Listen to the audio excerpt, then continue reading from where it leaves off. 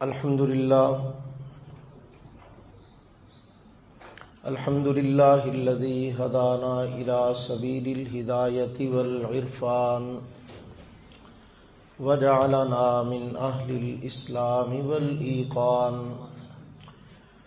ونشهد أن لا إله إلا الله وحده لا شريك له شهادة بالقلب واللسان ونشهد أن سيدنا وسندنا وحبيبنا وإمامنا ومرشدنا ومخدومنا وشفيعنا وكريمنا وأفضلنا وأكملنا وأجملنا وحبيبنا وحبيب ربنا وطبيبنا وطبيب قلوبنا ومولانا محمدا عبده ورسوله الذي عرفنا ما يدخلنا الجنان وعلى آله وأصحابه أكمل أهل الإيمان وسلم تسليما كثيرا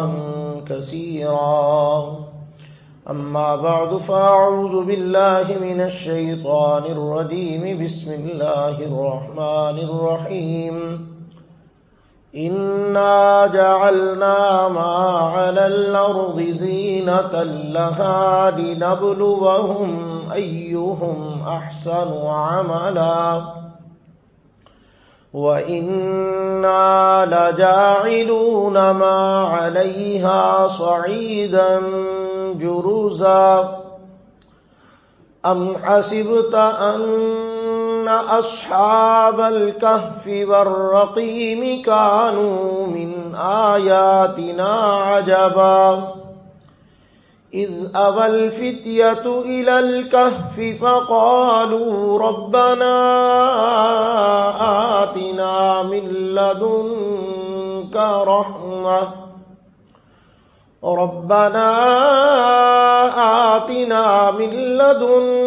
رحمة وهيئ لنا من أمرنا رشدا صدق اللہ العظیم۔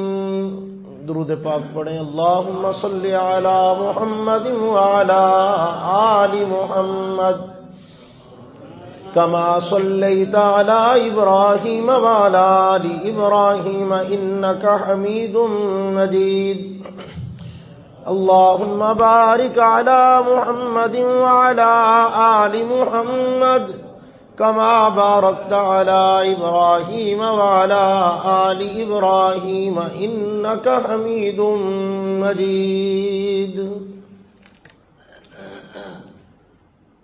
انتہائی قابل عزت تکریم و احترام بزرگان محترم، عزیزان گرامی قدر، دوستو، نوجوان ساتھیوں اور بھائیوں،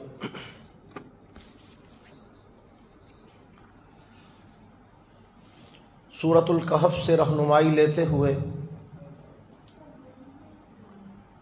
اپنے ایمان،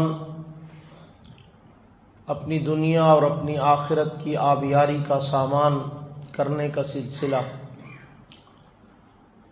آپ حضرات کے سامنے جاری ہے، اور آج اس مبارک سلسلے کی چھٹی گفتگو آپ حضرات کے ساتھ کرنے کی سعادت نصیب ہو رہی ہے۔ تمہیدی طور پر بہت سی اہم باتیں جن کو کسی صورت میں بھی فراموش نہیں کیا جا سکتا تھا، ان کی اہمیت ہی کے پیش نظر ان کو آپ حضرات کے گوش گزار کرنے کی سعادت نصیب ہوتی رہی۔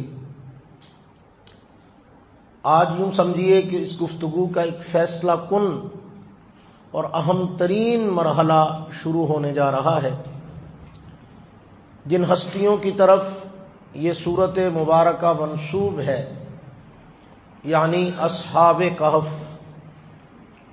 ان کے مبارک تذکرے کا آغاز آج کی گفتگو میں ہوگا انشاءاللہ العزیز۔ گزشتہ آیات میں اللہ رب العزت نے دنیا کی حقیقت کو بیان فرماتے ہوئے بڑے واشگاف اور واضح لفظوں میں یہ بات ارشاد فرمائی کہ اس دنیا کو بنانے والے ہم ہیں. انا جعلنا ما علی الارض، یہ زمین اور اس زمین میں جو کچھ بھی ہے کس کا بنایا ہوا ہے بھائی؟ بولیے بلند آواز سے. اللہ کا بنایا ہوا ہے. اور فرمایا کہ یہ جو ہم نے بنایا ہے یہ کس لیے؟ زینت اللہ، اس زمین کی آرائش و زیبائش، اس کی خوبصورتی اور اس کے حسن کے لیے بنایا ہے. اس زمین کو سجایا ہے مختلف قسم کی چیزوں سے. آپ کے سامنے اس کی تفصیلات میں جانے کی ضرورت نہیں، آپ اپنی آنکھوں سے دیکھتے ہیں. یہ کائنات کا سارا نظام، یہ خوبصورتیاں، یہ رنگ اور رنگینیاں، یہ شمس و قمر، یہ حجر و شجر، یہ بحر و بر، یہ دنیا کا نظام، جو کچھ بھی ہے کائنات میں، حیوانات ہیں، چرند پرند، جانور، انسان، جنات، یہ سارا کچھ جو زمین میں پایا جاتا ہے، اس کو اللہ نے دنیا کی آرائش و زیبائش اور زینت قرار دیا. اور پھر فرمایا کہ یہ سارا کچھ بنایا ہے زمین کی زینت کے لیے اور آپ کے امتحان کے لیے. لِنَبْلُوَهُمْ أَيُّهُمْ أَحْسَنُ عَمَلًا، اس لیے بنایا کہ ہم آزمانا چاہتے ہیں اس زمین اور اس کے اندر پائی جانے والی ان نعمتوں کے ذریعے سے. ان کے ذریعے سے تمہیں آزما رہے ہیں کہ ایہم احسن عملا، کہ ان لوگوں میں، ان انسانوں میں اچھا عمل کون کرتا ہے. اب یہاں پہ دو مختصر سی باتیں اچھی طرح اپنے ذہن میں نوٹ فرما لیجئے، اچھی طرح سے یاد کر لیجئے، سمجھ لیجئے. پہلی بات تو اللہ رب العزت یہاں پہ بہت صاف طور پہ بتلا رہے ہیں کہ دنیا کے اندر پائی جانے والی ہر چیز ذریعہ امتحان ہے تمہارے لیے. اگر آپ کو کچھ زیادہ مل رہا ہے تو امتحان ہے، کچھ دے کے لے لیا جاتا ہے تو امتحان ہے، اگر آپ کو کچھ کم دیا جاتا ہے تو بھی کیا ہے؟ امتحان ہے. آپ کو تھوڑا سا یاد ہوگا جب میں نے اس کے عنوان پہ پہلی گفتگو کی تھی تو اسی میں آپ کو بتایا تھا کہ انسان کی زندگی کی کچھ حالتیں ایسی ہوتی ہیں، کبھی اس کو اللہ صحت دے کے آزماتے ہیں، کبھی اس کو بیماری کے ساتھ آزماتے ہیں، کبھی اس کو امیر کر کے آزماتے ہیں، کبھی اس کو فقیر کر کے آزماتے ہیں، کبھی اس کو خوشی دے کے آزماتے ہیں، کبھی اس کو غم دے کے آزماتے ہیں، کبھی دے کے آزماتے ہیں، کبھی لے کے آزماتے ہیں. یہ نظام کائنات ہے، میرے اللہ کا نظام ہے. اللہ آزماتے ہیں تو یہ اسی آزمائش کی بات ہو رہی ہے کہ اللہ رب العزت نے یہ سب کچھ بنایا اس لیے تاکہ تمہیں آزمائے. اور آزمانا کیا ہے؟ نتیجہ کیا چاہیے اللہ کو؟ فرمایا ایہم احسن عملا، میں عمل کا معیار چاہتا ہوں، میں عمل کی کوالٹی چاہتا ہوں. میں دیکھنا چاہتا ہوں کہ تم میں سے سب سے اچھا، سب سے بہترین، سب سے حسین، سب سے اعلیٰ، سب سے خوبصورت عمل کون کرتا ہے. اللہ کو اعمال کی گنتی سے کوئی لینا دینا نہیں. میں اور آپ بڑی لمبی ساری تسبیح بنوا لیں. آج کل بڑا سسٹم چلا ہوا ہے نا جی، کہ جو آدمی اپنی دھاک بٹھانا چاہتا ہے وہ ایک تسبیح گلے میں بھی ڈال لیتا ہے، ایک لمبی ساری ہاتھ میں پکڑ لیتا ہے. حضرت اقدس اپنے حجرہ مبارک کی زینت بنانے کے لیے اور لوگوں کو بتانے کے لیے یہ جی 1000 دانے والی تسبیح حضرت نے لٹکا رکھی ہے، یہ 5000 دانے والی بھی حضرت نے لٹکا رکھی ہے. حضرت اس پہ چلا کاٹتے ہیں، حضرت اس پہ کچھ اور کاٹتے ہیں، حضرت اس پہ رات کو پڑھتے ہیں، حضرت اس پہ دن کو پڑھتے ہیں. کمال ہو گئی بھی. تو اصل میں تسبیحاں گننے کے لیے تھوڑا ہوتی ہیں، بلکہ علماء نے، اہل عرب نے اس کے بارے میں جو لفظ ایجاد کیا ہے وہ کہتے ہیں یہ تو یاد کرنے کا ذریعہ ہے، یاد کروانے کا ذریعہ ہے، کہ ایک نفسیاتی گیم ہے کہ انسان کے ہاتھ میں جب تسبیح ہوتی ہے نا تو اس کا دماغ اس کو سگنل دے رہا ہوتا ہے، اس کا دماغ اس کو یاد دہانی کرا رہا ہوتا ہے۔ یہ تسبیح کی حرکت، یہ ہاتھ اور انگلی کے اوپر اس کو پکڑا ہونا، یہ گویا کہ دماغ کو ایک سگنل جا رہا ہوتا ہے، اور دماغ جو ہے زبان کو وہ آگے سگنل فارورڈ کر رہا ہوتا ہے اور کر رہی ہوتی ہے، اور زبان جو ہے وہ آگے سے اللہ کے نام اور ذکر اور تسبیحات میں مصروف ہو جاتی ہے۔ تو یہ ایک ذریعہ ہے اپنے آپ کو یاد کروانے کا۔ تو اگر کوئی تسبیح پکڑ کے بیٹھا ہوا ہے تو اگر تو یاد کروانے کے لیے بیٹھا ہے، یاد کرنے کے لیے بیٹھا ہے کہ چلو دھیان رہے کہ میں نے کچھ پڑھنا ہے، تو بہت اچھی بات ہے، تسبیح پکڑنے میں کوئی حرج نہیں، تسبیح ہاتھ میں لینے میں بھی کوئی حرج نہیں۔ اور اگر کوئی واقعی ایسا وظیفہ ہے جو کسی نے آپ کو گن کے بتایا کہ اتنی بار پڑھنا ہے تو اس میں بھی کوئی حرج نہیں۔ جناب نبی کریم صلی اللہ علیہ وسلم کی سنت مبارکہ بھی ہے، آپ نے کئی وظائف کے اندر گنتی اور تعداد بتائی ہے کہ اتنی بار پڑھیے، جس طرح کے مشہور ہے تسبیح فاطمی، حضرت سیدہ فاطمہ الزہرا رضی اللہ تعالی عنہا کو جو اللہ کے حبیب صلی اللہ علیہ وسلم نے جو سکھائی تسبیح، اس کے اندر کیا تھا؟ 33 مرتبہ سبحان اللہ، 33 مرتبہ الحمدللہ، اور 34 مرتبہ اللہ اکبر۔ اب یہاں گنتی گننا بنتا ہے کیوں؟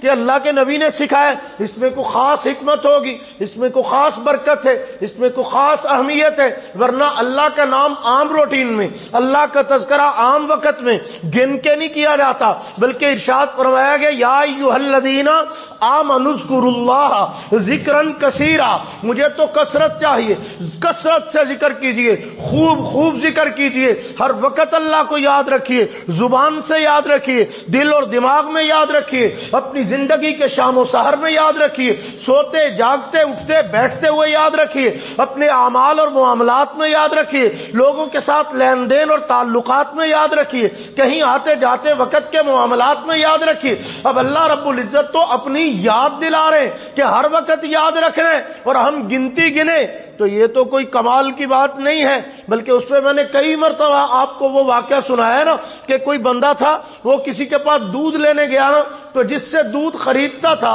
وہ دودھ والی جو عورت تھی جو وہاں پہ بکریوں کا دودھ دھو کر یا اونٹنیوں کا دودھ دھو کے بیچتی تھی، تو وہ سب کو دودھ ناپ کر دیتی، تول کر دیتی، پیمانے سے دیتی، حساب سے دیتی کہ اتنا بھائی، باقی اتنے پیسے، اتنے دے دو، اتنے رہ گئے، اتنے لے لیے، بڑا حساب و کتاب کر کے کہ اتنے پیسوں کا اتنا، اتنے پیسوں کی گڑوی، اتنے پیسوں کا لیٹر، بڑے حساب سے دے رہے۔ اور وہ بندہ جو جس کا اس کے ساتھ تعلق تھا وہ جب گیا نا تو اس نے جناب ایک گڑوی تے دو تے مڑ تین، وہ لوگ بڑے حیران ہوئے کہ ساڈے نال اتنا صاحب سی کہ نیوی نہ ہو جائے، اونچی نہ ہو جائے، یہ عجیب چکر ہے، اس کے ساتھ کوئی ایسا معاملہ ہی نہیں۔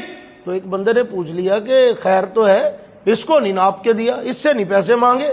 تو اس نے جواب میں ایک بڑا خوبصورت سا جملہ کہا ہمارے پنجابی زبان میں، کہ یار کی تے صاحب کی، یار کی تے صاحب کی، اسی گنتی گننی شروع کی ہوئی، اللہ کا نام انی باری لینا ہے، پھر مڑ کے دسنے بھی ہیں میں انی باری پڑھیا، میں انی باری لیا، میں انی باری کیا میرا کام ہی نہیں ہوا، میں انی تسبیح پڑھی میرا کام نہیں ہوا۔ ابھی تسبیح تو اللہ اپنے کام نہیں پڑھی، اللہ کو راضی کرنے نہیں پڑھی، یہاں تو اپنے کام اور اپنے مطلب کی تسبیحاں پڑھی جاتی۔ تو اب کیا ہے کہ وہ خاتون جس کا ایک دنیاوی تعلق کسی سے ہو گیا تو وہ دودھ دیتے وقت کہتی ہے یار کی تے صاحب کی، کہ سانو رب نے سارے جہان دیا نعمتاں دتیاں نے، اسی صاحب ہی کری جانے، تو کم از کم ہم اگر یاری اللہ سے لگائیں نا تو ہمیں چاہیے کہ ہم اللہ سے یہ تعلق رکھیں کہ نہ بھائی جب یاری ہے تو پھر صاحب کا تھا، تو پھر جواب بھی ویسے ہی آئے گا، پھر وہ جب دے گا نا تو پھر یرزق من یشاء بغیر حساب، قرآن فرماتا ہے پھر وہ جب دیتا ہے نا پھر وہ بھی گن کے، اونچی بولو گن کے، ہاں تو اس لیے اللہ سے بغیر گنے لینا ہے تو اللہ کا نام بھی بغیر گنے لیا کرو، سمجھ آئے گی نہیں آئے؟ تو عرض کر رہا تھا کہ لنبلوہم ایہم احسن عملا، اللہ نے اکثر عملا نہیں کہا، اللہ نے یہ نہیں کہا کہ میں گنوں گا کتنے ہو گئے۔ قرآن میں بار بار، احادیث میں متعدد مرتبہ اس بات کا تذکرہ ہے کہ اللہ کے ہاں اعمال کو گنا نہیں جائے گا۔ الرحمن علم القرآن خلق الانسان علمہ البیان، الشمس والقمر بحسبان والنجم والشجر یسجدان والسماء رفعها ووضع المیزان۔ اللہ فرماتے ہیں کہ قیامت کے دن تولنے کا ترازو قائم کروں گا، اعمال گننے نہیں ہیں، میں نے اعمال تولنے ہیں۔ اللہ کیا کہہ رہے ہیں؟ اعمال کیا کرنے ہیں؟ اعمال کیا کیے جائیں گے؟ تولے جائیں گے. اعمال کیا کیے جائیں گے؟ تولے جائیں گے. تو بعض مرتبہ ہوتا ہے تولی جانے والی چیز ساری ایک جیسے شاپروں میں آ جاتی ہے. کئی دفعہ ایسا ہوتا ہے کہ کسی چیز کو آپ نے تولا، وہ وزنی اتنی ہے کہ وہ ایک چھوٹا سا ایک پاؤ والا شاپر ہے نا، اس میں ڈال دو وہ آ جائے گی. آدھا کلو کے شاپر میں کلو چیز آ جائے گی. وزن زیادہ ہوتا ہے اس کا، پاور زیادہ ہوتی ہے، قوت زیادہ ہوتی ہے. اور بعض مرتبہ ایسا ہوتا ہے ہلکی پھلکی چیز ہے، آپ توڑی لینے جائیں اور کلو والا شاپر لے جائیں، جو اس میں چینی کلو لیتے ہیں، آپ کہیں کلو توڑی پا دیتے، نہیں آن لگی نا. اس کا وزن ہلکا ہے، حجم زیادہ ہے، اب جگہ زیادہ گھیرتی ہے. تو اللہ کے ہاں گنتی نہیں گنی جائے گی. اللہ تو اعمال کی پاور دیکھیں گے، اعمال کا معیار دیکھیں گے، کس نیت سے کیا یہ دیکھیں گے، کیا سوچ کے کیا یہ دیکھیں گے، کیسا کیا یہ دیکھیں گے.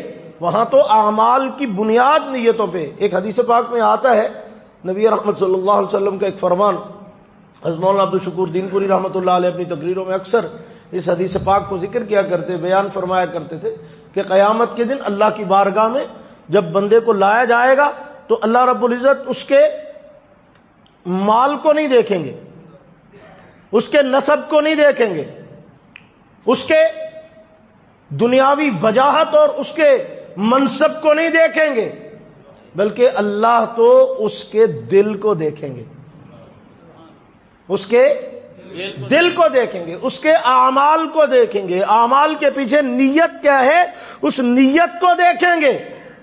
اللہ کے ہاں بل نہیں دیکھا جاتا، گنتی نہیں دیکھی جاتی، کتنی دفعہ پڑھ کے آیا، کتنی گنتی کر لی، کتنے ہزار بار اس نے حضرت صاحب نے یہ کیا، یہ نہیں ہوگا.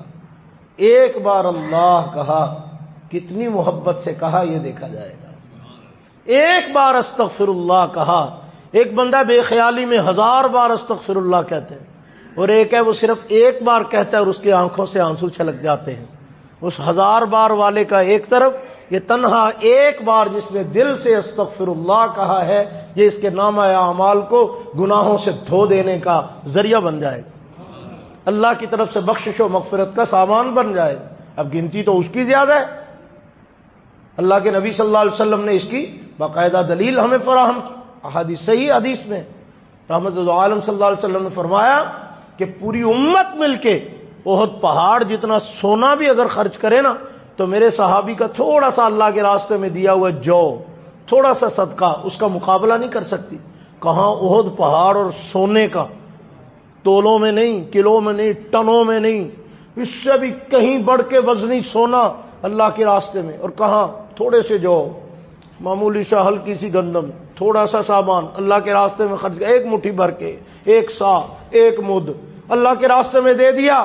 اللہ کے نبی فرماتے ہیں کہ تمہارا احد پہاڑ جتنا صدقہ کیا ہوا سونا میرے صحابی کے اس تھوڑے سے اللہ کے راستے میں خرچ کیے ہوئے جو کے اجر کا مقابلہ نہیں کر سکتے.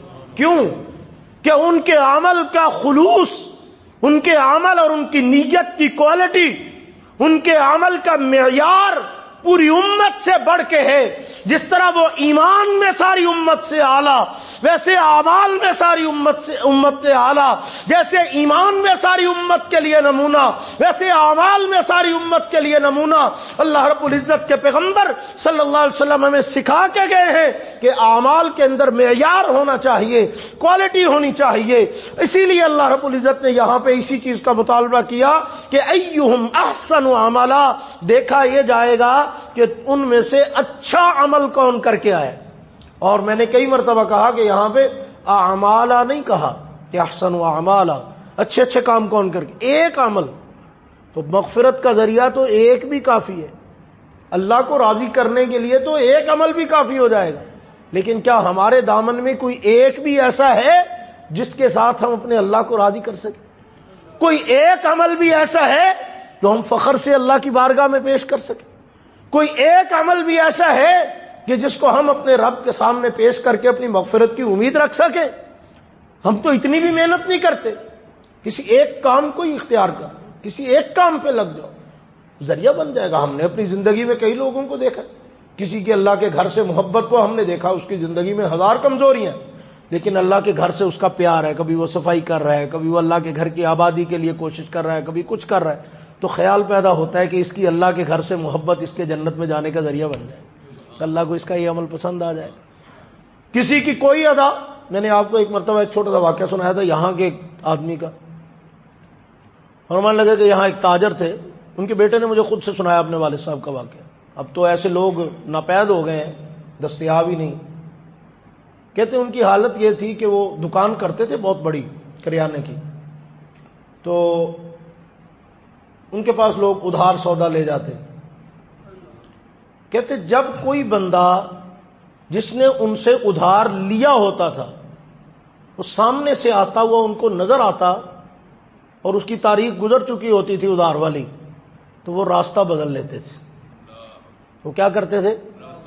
راستہ بدل۔ ایک بندہ ہے، اس نے 2000 روپیہ دینا ہے اور اس نے وعدہ کیا تھا کہ میں 5 تاریخ کو دے دوں گا، کہ آج ہوگی 16 تاریخ، وہ متھے نہیں لگیا۔ فون تے ادو ہوندے ہی نہیں سی نا کہ چلو مس کال ماری تے پھر کال ماری ہے، وہ تو زمانہ نہیں سی یہ جہا کہ جناب مگرے پی جاؤ، ادو تو بوہا ہی کھڑکائی دا سی جا کے، تو اگیوں پھر اگے دس دے کہ ابو کہہ رہے ہیں ابو گھر نہیں ہے، تو یہی ہوندا سی نا جی۔ پھر تو اب تو ٹیلی فون پہ جناب کوئی فون پہ بلاک کر دیتا ہے، کوئی کاٹ دیتا ہے کال کو، ملتا نہیں ہے، 100 ڈرامے لگے ہوئے ہیں۔ بہرحال وہ کہتے ہیں کہ اگر کسی بندے نے پیسے دینے ہوتے ہیں، مثال کے طور پہ مثال دے رہا ہوں، 5 تاریخ کو دینے تھے، نہیں دیے، وہ بندہ متھے بھی نہیں لگا، انہوں نے بھی نہیں پوچھا، وہ بھی نہیں آیا، 16 تاریخ ہو گئی، تو اب یہاں سے گزر رہے ہیں، سامنے سے وہ آ رہا ہے، تو کہتے وہ اس کو دیکھ کے نا تو گلی میں مڑ جاتے تھے۔ تو کسی نے کہا انہیں تہاڈے پیسے دینے سی تے ہن تے بہانے نال متھے لگیا، ہونی تو موقع سی، انہوں کہندے اوئے کڈ پیسے، تے نا مجھے دیکھ کے اس کو شرمندگی ہوتی، وہ پتہ نہیں کس پریشانی میں ہوگا، اور پھر سرے بازار میں نہ بھی پوچھتا، وہ خود ہی کہہ دیتا کہ چوری صاحب میں تہاڈے دینے سی پیسے، لیکن وہ بس میں یہ وہ، کئی لوگوں کو پتہ چل جاتا اس کا اور میرا معاملہ ہے، لوگوں کے درمیان میں آ جاتا اور بلا وجہ اس کو شرمندگی ہوتی۔ مجھے یہ اچھا نہیں لگتا کہ وہ لوگوں کے درمیان میں شرمندہ ہو۔ تو ایسے بندے کے بارے میں دل سے خیال آتا ہے، دماغ میں فوراً یہ خیال آتا ہے کہ جو بندوں کے سامنے بندے کو شرمندہ کرنا مناسب نہیں سمجھتا، میرا اللہ بھی اسے سر محشر رسوا کرنا مناسب نہیں سمجھتا، اللہ بھی اس کے لیے مہربانی کا معاملہ فرما دے۔ تو اس لیے 1000 زندگی کے معاملات ہوتے ہیں، 100 کمزوریاں مجھ میں، 1000 خامیاں مجھے اندر، 100,000 آپ میں ہوں گی، لیکن کوئی ایک عمل تو ایسا جس کو بندہ روز پالش کرے، روز بنائے سنوارے۔ حضرت مولانا تقی عثمانی صاحب دامت برکاتہ میں ایک دن فرما رہے تھے کہ روزانہ طے کر لو ایک کام چھوٹا سا ایسا ضرور کرنا ہے کہ جس کا یا مجھے پتا ہو یا اللہ کو پتا ہو، بس ایک کام کچھ کر لو یار، سبحان اللہ ہی کہہ لو، چلو استغفر اللہ ہی تنہائی میں اللہ کی رضا کے لیے اللہ کو یاد کر کے کہہ لو، دروشی بھی پڑھ لو صرف اللہ کی رضا کے لیے، دکھاوا نہ ہو اس میں، کوئی ایک عمل، 10 روپے بھیج دو کسی کو جس میں اس بندے کو بھی پتا نہ ہو کہ کس نے بھیجے ہیں، کوئی ایک کام ایسا کرو نا کہ جس کا اللہ کے اور آپ کے سوا کوئی اور گواہ نہ ہو، وہ عمل آپ کی مغفرت کا ذریعہ بن جائے۔ تو بہرحال یہ تو میں ایگزامپل کے طور پہ بتا رہا تھا، ورنہ آپ بڑے شیار چلاک ہیں، آپ کو مجھ سے زیادہ پتہ ہے کہ کون کون سے طریقے سے اللہ تعالیٰ کو راضی کیا جا سکتا ہے، وہ تسی ہن زماندے نہیں لہذا گل ہے، پتہ تانوں سارا کچھ ہی ہے۔ تو کوشش کرو اپنے طور پہ ہمت کر کے، سوچ سمجھ کے اپنے اللہ کو راضی کرنے والے اعمال کو اختیار کرو، ٹھیک ہے نا بھائی۔ اس کے بعد اللہ فرما رہے ہیں وَإِنَّا لَجَاعِلُونَ مَا عَلَيْهَا صَعِيدًا جُرُزًا۔ یہ جو آیت ہے نا، یہ گزشتہ تقریر کے اختتام پہ یہیں پہ میں نے بات چھوڑی تھی، اس کا ترجمہ بھی نہیں کیا تھا۔ وَإِنَّا لَجَاعِلُونَ مَا عَلَيْهَا صَعِيدًا جُرُزًا، ترجمہ اس کا یہ بنتا ہے کہ ہم بنا دیں گے اس زمین کو چٹیل میدان، کیا کر دیں گے؟ اس کو بالکل چٹیل میدان کی طرح بنا دیں گے۔ یہ اللہ کی گل ہوئی، اور میں اسی بنایا سی آپ ٹا دینا، تسی کون ہوں پوچھنے والے؟ انا جعلنا ما علی الارض، زمین کو بنایا کس نے؟ اللہ نے۔ زمین کے اندر جو سارا کچھ ہے وہ سجایا کس نے؟ اللہ نے۔ اور پھر سارا کچھ ٹھا ٹو کے اس کے بعد پدرا کر دینا، صعیدن جرزا، اس کو چٹیل میدان بنا دینا ہے۔ اللہ فرماتے میں بھی کر چھڑنا۔ یہ کیا بات؟ بچپن میں آپ نے کبھی کھیلا بھی ہوگا اور کھیلتے ہوئے دیکھا بھی ہوگا، بچوں کو ریت کے گھر بناتے ہوئے دیکھا، مٹی کے گھر بناتے ہوئے دیکھا، بڑے پیار سے بنا رہے ہوتے ہیں نا، بنائی جاتے ہیں، آدھا دن بیٹھے رہتے ہیں، وہ ریت کو پانی لگائیں گے، گلی کریں گے، ایسے یہ دیواریں بن رہی ہیں، یہ بن رہی ہیں، ہوندا کی ہے، پھر بنائی آخر تے لڑتے ہیں تو سارا کچھ انج کر کے نا تے گھر میں چل جاتے ہیں۔ سمجھ آئی؟ تو بندیاں دی جدو رب نال ہوگی نا لڑائی تو پھر یہ کچھ ہونا ہے، ٹھیک ہے نا؟ اللہ اللہ لڑیا کرو۔ وَإِنَّا لَجَاعِلُونَ مَا عَلَيْهَا صَعِيدًا جُرُزًا، جب تک اس کا نام لیتے رہو گے نا وہ اس کائنات کو باقی رکھے گا۔ جب اس کا نام لینے ختم ہو گیا، چھوڑ دیا، نام لینے والا کوئی نہ رہا، وہ نال تہاڈی ساتک بن جاؤ گی۔ وَإِنَّا لَجَاعِلُونَ مَا عَلَيْهَا صَعِيدًا جُرُزًا، فرمایا چٹیل میدان بنا دوں گا اس زمین کو، اور بناؤں گا، یہ تو ہونا ہے، آج نہیں کل، کل نہیں تو پرسوں ہونا ہے، یہ طے ہے، اس زمین کو میدان بنا، یہ اس کی کل اوقات ہے، اس کائنات کی، یہ اس نظام دنیا کی کل حیثیت ہے، یہ کھیل کھلونوں کا جہان، یہ لہو و لعب کی دنیا، یہ دھوکے کا سامان جس کے پیچھے ہم حلال و حرام کی تمیزیں کھوئے ہوئے ہیں، جس کے پیچھے ہم اپنے رب کو بھلائے ہوئے ہیں، جس کے پیچھے ہم اپنے خالق اور مالک کو بھلائے ہوئے ہیں، جس کے لیے ہم دنیا جہان کی خرافات میں مبتلا ہیں۔ اللہ فرما رہے ہیں یہ جو کچھ تمہیں نظر آ رہا ہے اسے لپیٹنے میں لمحہ لگے گا، ساری کائنات کے نظام کو سعیدن جرزا، ایسے ایک چٹیل میدان کی طرح بنا دوں گا، بالکل صاف اور بالکل کلین کر دیا جائے گا، ہر چیز ریموو ہو جائے گی، ہر چیز ختم ہو جائے گی، کچھ باقی نہیں رہے گا۔ دوسری جگہ صاف کہہ دیا کل من علیہا فان ویبقى وجہ ربک ذو الجلال والاکرام، ہر شے مٹ جائے گی اور مٹا دی جائے گی، ایک باقی رہے گا تو کون؟ میرے رب کا نام باقی رہے گا، میرے اللہ کی ذات باقی رہے گی، اس ذات کبریا کے سوا کائنات کی ہر چیز نے فنا ہونا ہے، تو یہ چٹیل میدان بنا دیا جائے گا۔ تو اب دنیا کی اس حقیقت کو بیان کرنے کے بعد اللہ تعالی اصحاب کہف کا واقعہ بیان فرما رہے ہیں۔ کیوں بیان کر رہے ہیں؟ یہ قرآن کو قصے کہانیوں کی کتاب تو نہیں ہے کہ ہمیں کہانیاں سنائی جا رہی کہ آؤ بچوں سنو کہانی۔ یہ قرآن کو واقعات کی کتاب تو نہیں ہے، یہ قرآن کوئی خبروں کا چینل تو نہیں ہے کہ تمہیں خبریں سنائی جا رہی ہیں کہ ایسے ہوا تھا اور ایسے ہوا تھا۔ قرآن تو نصیحت کی کتاب ہے، قرآن تو موعظت کا سامان ہے، قرآن تو ہدایت کا ذریعہ ہے، قرآن تو گائیڈ بک ہے، قرآن تو رہبر اور رہنما ہے، قرآن تو انسانیت کا مقتدا اور پیشوا ہے۔ یہ تو کچھ سکھانا چاہتے ہیں، اس واقعے کا ہر موڑ، ہر جزیہ، ہر لمحہ، ہر بات ہمیں سبق دے رہی ہے، ہمیں کچھ سکھا رہی ہے، اور پھر ہمیں متوجہ کر کے کہتی ہے کوئی سیکھنے والا، ہے کوئی رہنمائی لینے والا، ہے کوئی اپنی زندگانی کو قرآن کی روشنی میں سنوار لینے والا؟ واقعہ اور کہانی سن کے مت جاؤ، اس سے کچھ سمجھو، کچھ سیکھو، کچھ حاصل کرو۔ اور یہی میرا مقصد ہے کہ میں آپ کو اصحاب کہف کی کہانی اور واقعہ ایز اے سٹوری کے نہیں سنانا چاہتا، اس کو، اس کا عرق، اس کا جوہر، اس کا لب لباب، اس کا مقصد اور نتیجہ نکال کے آپ کے دامن میں ڈالنا چاہتا ہوں، اللہ کی توفیق سے انشاءاللہ العزیز۔ اگر آپ حضرات کی توجہ رہی تو انشاءاللہ عملی طور پر یہ زندگانی کو بدلنے کا ذریعہ بنے گی یہ صورت مبارکہ انشاءاللہ العزیز۔ تو فرمایا کہ ہم حسبت ان اصحاب الکہف، اب یہ دیکھیں دنیا کی اوقات پہلے بتائی تاکہ تمہیں پتہ چل جائے کہ ایمان کی قدر و قیمت کیا ہے۔ دنیا کی تو یہ حیثیت ہے کہ بنائی ہے میں نے تمہیں آزمانے کے لیے، امتحان گاہ میں تم کو بھیجا ہے، اور جب میں نے امتحان ختم ہوا لپوٹ کے سائڈ پہ کر دینی، اس کے بعد وہاں کچھ بھی نہیں ہو۔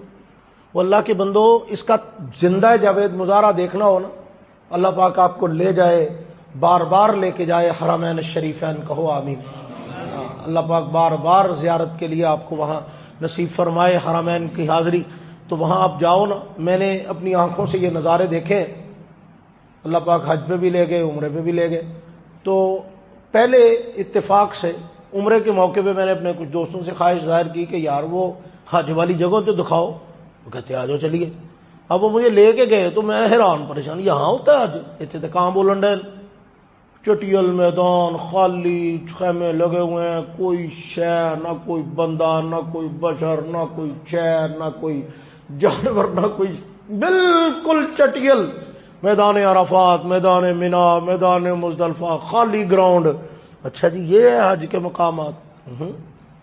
اللہ پاک پھر لے گئے حج پہ. جب حج پہ گئے انہی جگہوں کو دیکھے تو پچھاڑیاں نہ جانو، یہ وہی جگہ ہے بھائی، خالی چٹیل میدان تھے، انسان ہی انسان، انسان ہی انسان، تا حد نگاہ انسانوں کا سمندر، 50-52 ڈگری پہ سینٹی گریڈ پہ درجہ حرارت، اور انسان جو ہے وہ جناب کھلے آسمان تنے اپنے اللہ کو پکار رہے ہیں، اپنے رب کو. لبیک اللہم لبیک، لبیک لا شریک لک لبیک، ان الحمد والنعمت لک والملک لا شریک لک. میں نے کہا یہ دیکھو، یہ ہے سمجھنے کا مقام. میرا رب جب بھرنے پہ آتا ہے ساری کائنات یہاں پہ لا کے جمع کر دی، جب خالی کرنے پہ آتا ہے تو بندہ ہی کوئی نہیں وہاں پہ، بالکل خالی. اللہ رب العزت گویا کہ ہمیں دکھا رہے ہیں ان مثالوں کے ذریعے سے، سمجھنا آسان ہو جاتا ہے کہ جب چاہے بھر دے میلہ، جب چاہے اس کو ویران کر دے. تو اس زمین کو جب چاہے اللہ نے آباد کر دیا، اور جب اس کو قیامت کے ذریعے سے ختم کرنے پہ آئیں گے تو اس ذات کے لیے کوئی مشکل نہیں اس نظام کائنات کو لپیٹنا. اسے لپیٹ دیا جائے گا، خالی کر دیا جائے گا، بالکل چٹیل میدان بن جائے گی. اس کے بعد اللہ فرما رہے ہیں کہ ام حسبت ان اصحاب الکہف والرقیم کانوا من آیاتنا عجبا. کیا آپ گمان کرتے ہیں اصحاب کہف کے بارے میں اور اصحاب رقیم کتبے والے؟ کہف کہتے ہیں غار کو، اس غار کا نام ہے، اور رقیم رقم سے بنا ہے، رقم لکھنے کو کہتے ہیں. بعض حضرات نے کہا کہ یہ ترکی کا کوئی شہر ہے، اس کا نام ہے. تو بعض حضرات اس کی اپنی اپنی تحقیقات ہے لوگوں کی، ہمیں اس معاملے میں پڑھنے کی ضرورت نہیں ہے. اور میرے حضرت قاسمی صاحب رحمۃ اللہ علیہ جب میں نے ان سے سورۃ الکہف کی تفسیر سبقن پڑھی، اللہ ان کے درجات کو بلند فرمائے، جنہوں نے ہمیں قرآن کی محبت نصیب فرمائی، ہمیں قرآن کا شغف دیا، قرآن پڑھایا، سکھایا. تو وہ فرمایا کرتے تھے کہ جن چیزوں کو قرآن نے غیر ضروری سمجھ کے چھوڑا ہے نا، تو تم بھی ان کو غیر ضروری سمجھ کے چھوڑ دیا کرو. ان کے اوپر بحث نہ کیا کرو، کتھے پائی جاندی ہے غار، کتھے ہے، کی ہے، فلاں ہے، کون سا شہر ہے. اگر اتنا ہی ضروری ہوتا تو یہاں اللہ شہر کا نام بتا دیتے، گل مک دی، رولا ختم ہے. تو اللہ اس ملک کا نام بھی بتا دیتے، اس بادشاہ کا نام بھی بتا دیتے. ایویں اس پہ توانائیاں صرف کرتے رہو. اس وقت جو بادشاہ تھا اس کا نام کیا تھا، وہ جو جناب تھا وہ کون سے مذہب سے تعلق رکھتا تھا، پھر وہ کیا کرتا تھا، وہ کہاں ہوتا تھا، اس کی فوج کتنی تھی، اس کے آگے کتنے تھے، پیچھے کتنے تھے، تخت کہاں پایا جاتا تھا. کمال ہے بھی تاڑے کو پوچھا جانا ہے، جڑی شاید تاڑے کو پوچھی جانی میں تم دسنا ہوں. اس کے اندر تمہارے لیے کیا ہے؟ ام حسبت ان اصحاب الکہف والرقیم، کہ اصحاب کہف اور وہ کتبے والے، تفصیلات آگے بیان کروں گا انشاءاللہ آپ کے سامنے، وہ کتبے والے، وہ غار والے، ان کے بارے میں آپ گمان کرتے کانوا من آیاتنا عجبا، وہ ہماری نشانیوں میں سے حیرت انگیز قسم کی نشانی، یا ان کا تذکرہ کوئی تعجب والا اور حیرت انگیز تذکرہ ہے؟ یہ کس لیے کہا؟ شروع میں بتایا تھا کہ اہل عرب نے، مشرکین مکہ نے نضر ابن حارث اور عقبہ ابن معیط کو بھیج کر یہود مدینہ سے، یثرب کے رہنے والے یہودیوں سے کچھ سوالات حاصل کیے تھے جس سے نبی کو جانچا جائے، نبی کو پرکھا جائے، نبی کی سچائی معلوم کی جا سکے کہ یہ واقعی نبی ہے. تو انہوں نے کہا یہ سوال ان سے پوچھو. تو ان سوالوں میں ایک سوال تھا کہ روح کسے کہتے ہیں. سورت بنی اسرائیل میں اس کا تذکرہ پچھلی سورت میں، یسألونک عن الروح قل الروح من امر ربی. انہوں نے پوچھا روح کسے کہتے ہیں. اللہ کے حبیب نے اللہ کے حکم سے فرمایا کہ روح تو اللہ کے حکم کو کہتے ہیں، امر ربی کو کہتے ہیں. اب اس کی تفصیلات میں جانے کا وقت نہیں. دوسرے نمبر پر سوال پوچھا تھا بتائیے اصحاب کہف کون تھے، کہاں رہتے تھے، کیا ہے ان کا تذکرہ اور تفصیلات کیا ہیں، یہ سوال پوچھا. اور تیسرا سوال پوچھا ذوالقرنین کسے کہتے ہیں، ذوالقرنین کون تھے، اس بادشاہ کے بارے میں ذرا تفصیلات بتائیے. اب یہ جغرافیائی سوال ہے، اس کا نبوت سے کوئی تعلق نہیں، نبی کی صداقت سے کوئی لینا دینا نہیں، پیغمبر کی صداقت ان سوالوں کے جوابات پہ ڈیپینڈ نہیں کرتی. لیکن اس کے باوجود وہ نبی کی صداقت کو جغرافیے میں، نالج میں، دنیاوی اعتبار سے تول رہے ہیں. تو اللہ نے کہا اچھا اگر یہ بات ہے تو پھر پوچھ تو نے لیا ہے، اب جب میں جواب دوں گا تو تمہیں بھاگنے کی جگہ نہیں ملے گی، تمہیں پتا چلے گا کہ جن کے بارے میں تم پوچھ بیٹھے ہو تم ہو مشرک، وہ تھے موحد، تم ہو بتوں کو پوجنے والے، اور وہ تھے بتوں سے جان چھڑا کے اپنے رب کے سامنے سجدہ ریز ہونے والے۔ سوال تو تم نے کیا ہے نا، لیکن تمہیں لینے کے دینے پڑ جائیں گے۔ تمہیں جب میں ان کی حقیقت بتاؤں گا نا تو تم کہو گے کہ وہ اے کی پوچھ بیٹھے ہیں، اے کڑی غلطی کر بیٹھے ہیں بھائی۔ اب اللہ رب العزت ان کا تذکرہ فرما رہے ہیں، فرمایا انہوں نے پوچھا اصحاب کہف کے بارے میں، اور یہ سمجھتے ہیں بڑا عجیب واقعہ ہے، یہ نبی کو تو پتہ نہیں ہوگا، یہ بڑا حیرت انگیز واقعہ ہے، یہ تو ان کو معلوم نہیں ہوگا۔ اور میں بتاتا ہوں، جو میں بتاؤں گا وہ کسی کو بھی معلوم نہیں۔ اللہ فرما رہے جو میں بتاؤں گا وہ تو کسی کو بھی نہیں پتا۔ جن حقائق سے میں پردہ اٹھاؤں گا، جن حقیقتوں کو میں بیان کروں گا، ان کو تو دنیا میں کوئی بھی نہیں جانتا۔ تو اب اللہ رب العزت ان حقائق کو بیان فرما رہے۔ شروع کہاں سے کیا کہ یہ عجیب سا واقعہ لگتا ہے آپ کو، اس میں تعجب محسوس ہوتا ہے، حیرت انگیز لگتا ہے، اللہ کی نشانیوں میں سے ایک نشانی ہے۔ اور واقعہ کس کا ہے؟ کہف والوں کا۔ کون سا؟ غار والوں کا۔ کون سا والا؟ اب یہاں سے شروع ہو گئی وہ گیم جو میں کرنا چاہتا ہوں آپ کے ساتھ، گیم کرنا چاہتا ہوں، ہاتھ نہیں کرنا چاہتا، متا تسی گھبرا آئی جاؤ کہ مولوی صاحب ہاتھ کر گئے۔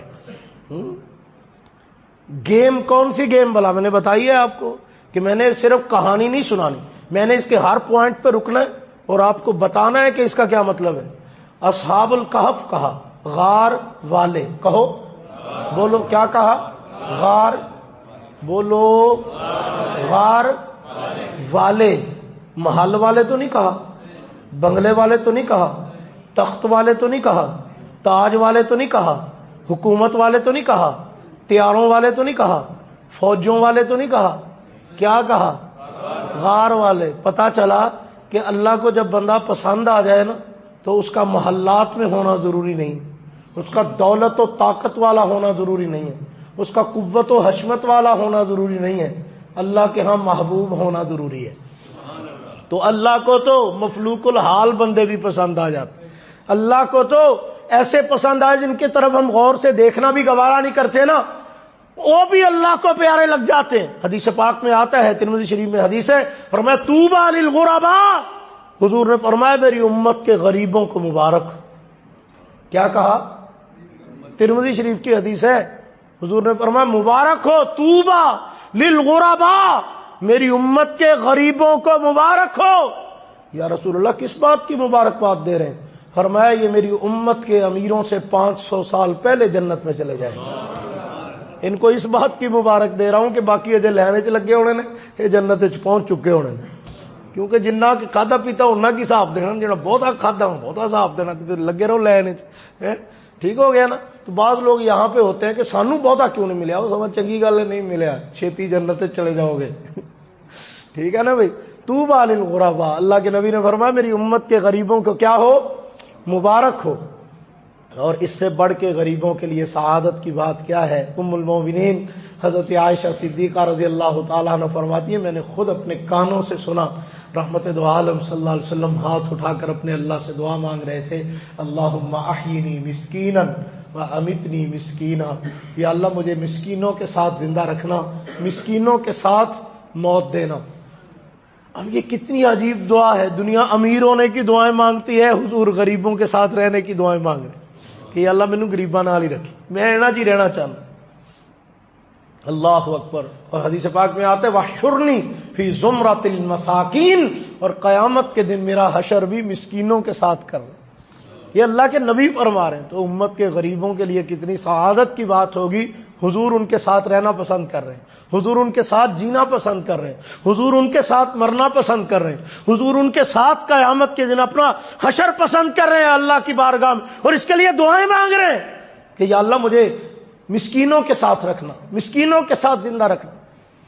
تو یہاں پہ ہم دولت کے پیچھے بھاگتے ہیں، مال کے پیچھے بھاگتے ہیں، اللہ نے پہلی بات میں ہی بتا دیا اصحاب الکہف والرقیم کہ وہ غار والے، دولت نہیں تھی ان کے پاس لیکن قرآن ان کی عظمتوں کے ترانے گا، دولت نہیں تھی ان کے پاس لیکن انسانیت کے لیے ایمان کا نمونہ بنا دیا انہیں، دولت نہیں تھی ان کے پاس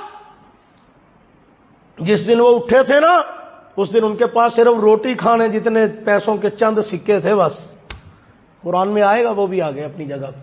تھوڑے سے سکے تھے ان کے پاس جس کے ساتھ روٹی بھی پوری نہیں ملتی. لیکن اللہ فرماتے پھر کیوں ہے یہ پیسے تاڑے کول نہیں ہے. تاڑیاں عظمتاں دا میں وہ ڈنکا بجاواں گا کہ کائنات کے ہزاروں سال گزرنے کے بعد بھی منبر و محراب سے تمہاری عظمتوں کا اعلان ہو رہا ہو, تمہیں سلام پیش کیا جا رہا ہو. تمہاری جو سامنے تمہارے غار کے کنارے پہ بیٹھ کے جو کتا پہرا دے رہا ہوگا میں اس کتے کے تذکرے کو قرآن کا حصہ بنا دوں گا. میں اس کی عظمتوں کو بیان کروں گا. میں زمانے کو بتاؤں گا کہ ان کے لڑ لگنے سے ایک جانور جس کو تم حقارت سے نام لیتے ہو, جس کو تم برا سمجھتے ہو, جس کو تم بھونکنے والا سمجھتے ہو, جس کو تم غلیظ سمجھتے ہو, فرمایا جب یاری ان سے لگی ہے, تعلق حق والوں سے بنا ہے, تو اس جانور کو بھی اللہ نے بلندی عطا فرمائی, اس کو بھی مقام اور مرتبہ بلند کر دیا ہے ان کی نسبت کی وجہ سے. تو یہاں سے پتا چلا کہ نسبتوں کی بھی قدر ہوتی ہے, اللہ نسبتوں کا بھی لحاظ فرماتے. تو یہاں جو بات سمجھنے کی وہ یہ اصحاب الکہف, اللہ نے کہا یہ غار والے, تو غار والوں سے مراد وہ کہف کے اندر پناہ لینے والے, اس غار میں پناہ لینے والے. تو پتا چلا اللہ رب العزت کے ہاں معیار دولت نہیں ہے, پیسہ نہیں ہے, بنگلہ نہیں ہے, کوٹھی نہیں ہے, دنیاوی مال اور اسباب نہیں ہے. بندہ غار کی کھو میں بھی ہو لیکن ایمان پکا ہو تو اللہ اس سے پیار کرتے. اللہ کیا کرتے ہیں؟ اللہ پیار کرتے ہیں. اور بندہ محلات میں رہتا ہو لیکن ایمان نہ ہو, رب کے سامنے اس کی ٹکے کی اوقات نہیں, اس کی ذرہ برابر حیثیت نہیں ہے. میڈیا اس کو دے حیثیت, دیتا رہے, دنیا اس کو جتنی مرضی حیثیت دے, لیکن دنیا کی دی ہوئی حیثیت کی کیا اوقات ہے؟ سب سپر پاور کس کو سمجھتے ہو دنیا میں؟ امریکہ کو.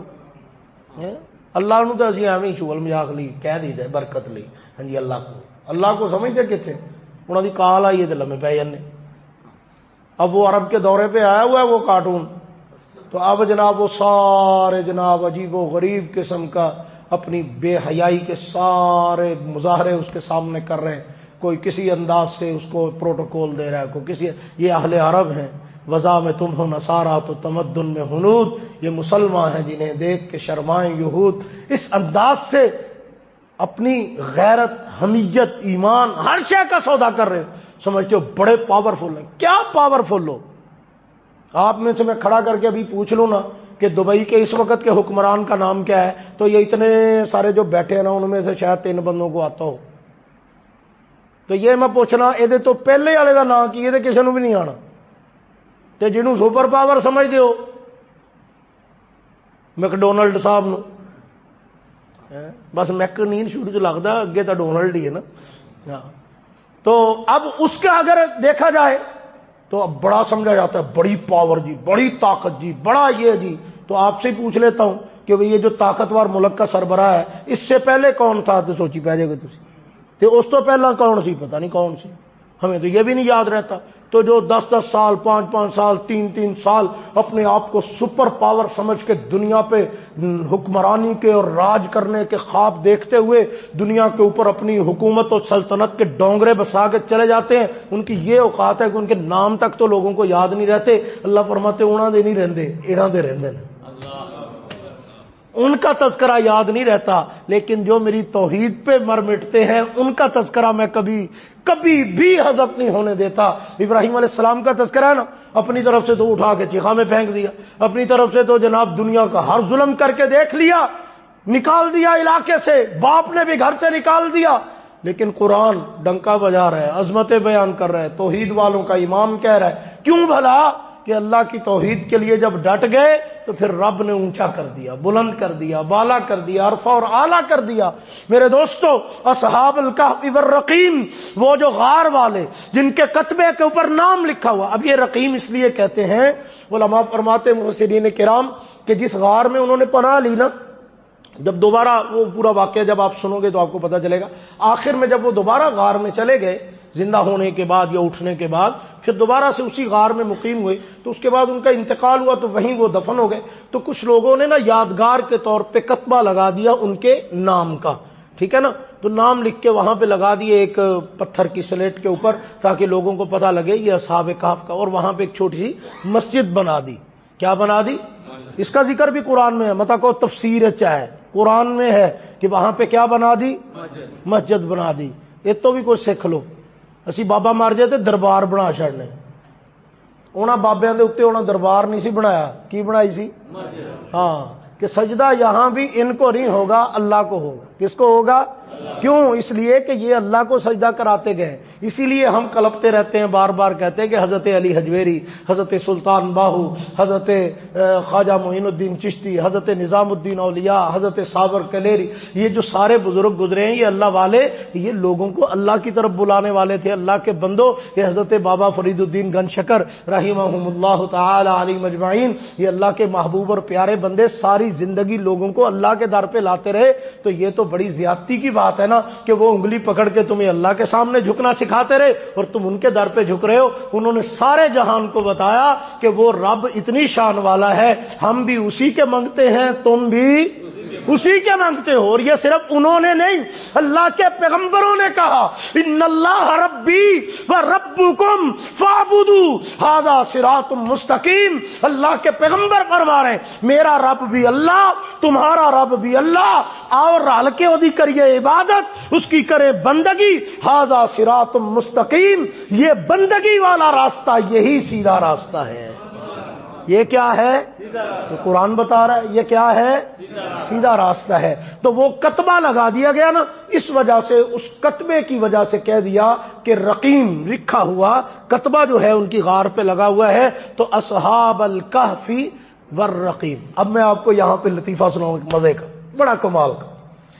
یہ جو یار لوگ ہیں نا یہ بڑی شے ہے. جب قربانی دینے کا ٹائم ہوتا ہے نا یہ سارے غیر حاضر ہوتے ہیں, غائب ہوتے ہیں یہ. اور جب کوئی ایک ادھا بیچارہ قربانی دے دیتا ہے یا اللہ نو دی لگ جاندی, پھر اس کو غازی قرار دے کے نا اس کے دربار پہ قبضہ کرنے یہ سارے ہی آ جاتے ہیں. وہ کہندا میں گدی نشین, وہ کہندا میری تقریر سن کے انہیں جناب انج کیتا سی, وہ کہندا میرے کہن تے, وہ کہندا نہیں جی میں جی, وہ کہندا نہیں جی یہ میرا مرید ہے, وہ کہندا نہیں جی میرا مرید ہے. کمال ہو گئی, ان سارے اکٹھے ہو کے آ گئے.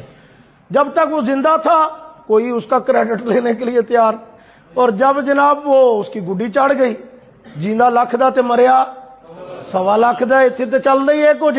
تو جب اس کی کوالٹی اپ ہو گئی اب سارے آ گئے میدان میں, وہ کہندے میرا, وہ کہندے میرا. یہ آج کی بات نہیں ہے, یہ چلا آ رہا ہے, یہ چلا آ رہا ہے.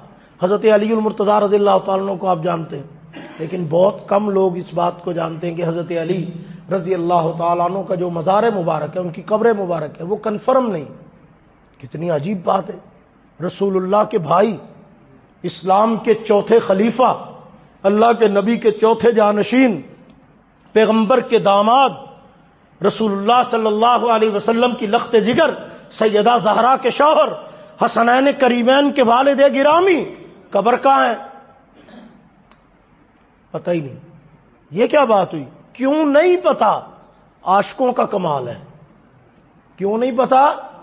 دشمنوں کا کمال نہیں ہے, یہ عاشقوں کا کمال ہے. کہ حضرت جب شہید ہوئے, ایک نے کیا ہے 80 وارث, دوسرے نے کیا 80, تیجے نے 80, سارے نے اپنا اپنا کتبہ علیحدہ بنوا کے اپنے اپنے محلے چلا چھڑیا. اب کیا ہے, اب کو 9 جگہ ایسی ہیں کہ وہ کہتا ہے حضرت علی ہمارے پاس دفن ہے, وہ کہتا ہے حضرت علی ہمارے پاس دفن ہے. مزار شریف چلے جاؤ افغانستان میں, وہ کہتے ہیں ہمارے پاس دفن ہے. نجف اشرف چلے جاؤ, کہتے ہیں ہمارے پاس دفن ہے. عراق والے کہتے ہیں ہمارے پاس دفن ہے. بغداد والے کہتے ہیں ہمارے پاس دفن ہے. کوفے والے کہتے ہیں ہمارے پاس دفن ہے. کمال نہیں ہوگی بھی, یہ کمال کس کا ہے؟ عاشقوں کا. یہی کمال انہوں نے اصحاب کہف کی دفعہ دکھایا.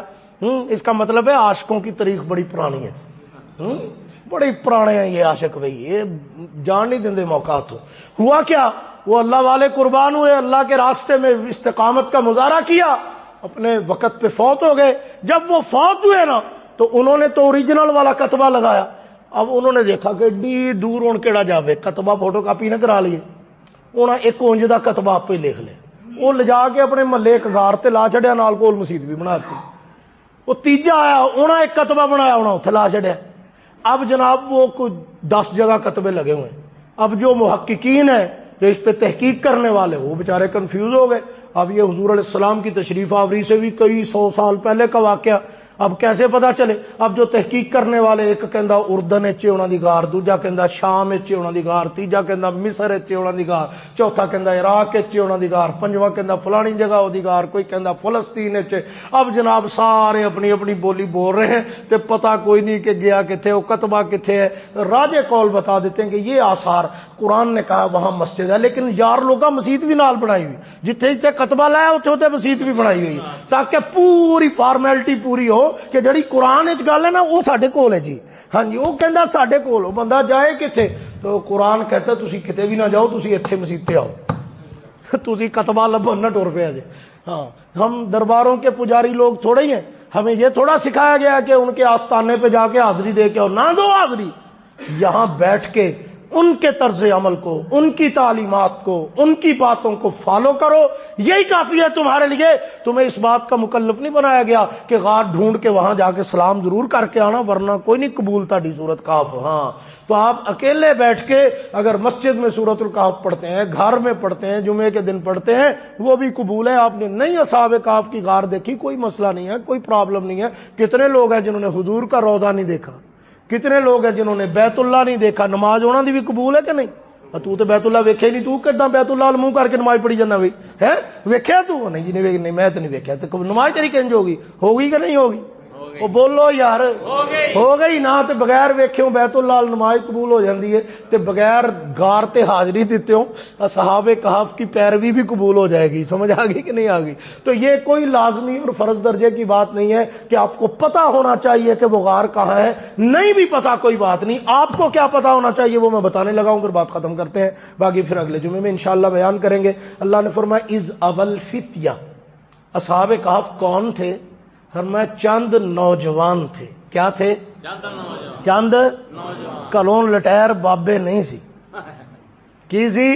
نوجوان سی۔ بابیاں ناراض نہیں ہونا، بابیاں دے حق چ بھی آندی ہے گل، ٹینشن نہیں لینی، بابیاں دی بھی فیور کران گے تھوڑی تھوڑی، مطلب رہنا تے انہاں دے نال ہی ہے نا جی، اللہ دے گھر دے کھونٹے تے قلعے تے یہی نے۔ تو لیکن یہاں اللہ کس کو بیان فرما رہے ہیں؟ نوجوان، فتیہ، چڑھتی عمر کے نوجوان۔ تو پتا چلا جب بھی کسی کام کے لیے میدان میں آنے کا وقت ہو تو اس وقت ابتدائی طور پر جن لوگوں کی محنت، جن لوگوں کا کام، جن لوگوں کی قوت اور جن لوگوں کی استقامت قابل رشک ہوا کرتی ہے وہ نوجوان ہوا کرتے ہیں۔ محنت نوجوانوں پہ کرنی چاہیے۔ کہ ساڈے بابے بھی پورا زور نوجوانوں تے لاندے نے۔ ہاں نہیں یقین تے ویکھ لیا جے کس دن کتاب وچ بیٹھ کے، یہ جماعت والے ساتھی آپ کو ملیں گے نا، یہ پورا کوشش ہوگی ان کا کہ نوجوان بچوں کو، نوجوان ساتھیوں کو ان کو چلا لگوائیں، اللہ کے راستے میں ان کو لے کے جائیں۔ کیوں بھلا؟ ان کو پتہ ہے کہ انقلاب، یہی چراغ جلیں گے تو روشنی ہوگی، انقلاب تو انہی سے آئے گا، معاشرہ تو انہی سے بدلے گا، یہی تو لوگ ہیں کہ جن کے ذریعے سے معاشرے میں خیر پھیلے گی، انہی پہ محنت کرنے کی ضرورت ہے۔ تو اللہ نے بھی انہی کو ہائی لائٹ کیا کہ وہ بابے نہیں تھے، وہ کیا تھے؟ نوجوان تھے۔ اور اس کے اندر اور بھی بڑے راز ہیں۔ نوجوان تھے، نوجوان کی عمر تو کھیلنے کی ہوتی ہے، نوجوان تو قربانی کی طرف نہیں آتا۔ بابے کو قربانی پہ آمادہ کرنا آسان ہوتا ہے۔ اور تسی کسی بابے نو کہو نا بارڈر تے جانا ہے، وہ فٹ تیار ہو جائے گا، تو بیچی کچھ تھوڑی جی رہ گئی ہے، کوئی نہیں، گھر والے نے تو گھروں کڈیا ہی ہویا، کوئی نہیں، خیر ہے، باقی دی بارڈر تے صحیح ہے، ان جی حال کو گھٹ ہی پوچھتے رہے، تے جڑی کوئی ہے چلو کوئی نہیں، شہادت نصیب ہو جائے گی، ٹھیک ہے نا، تے بابے چھتی ٹور جان گے۔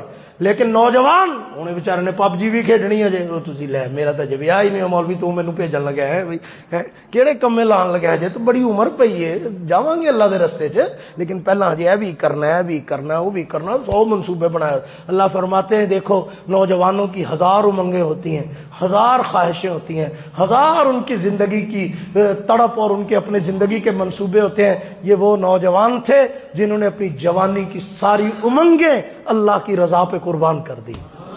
یہ نوجوانوں کے لیے مشعل راہ ہے، ٹھیک ہے نا۔ یہیں پہ بات چھوڑتے ہیں بھائی، اللہ رب العزت ہمیں عمل کی توفیق نصیب فرمائے۔ اگلے جمعے انشاءاللہ ان نوجوانوں کی جوانی سے بات شروع کریں گے، ٹھیک ہے جی۔ آخر دعوانا الحمدللہ۔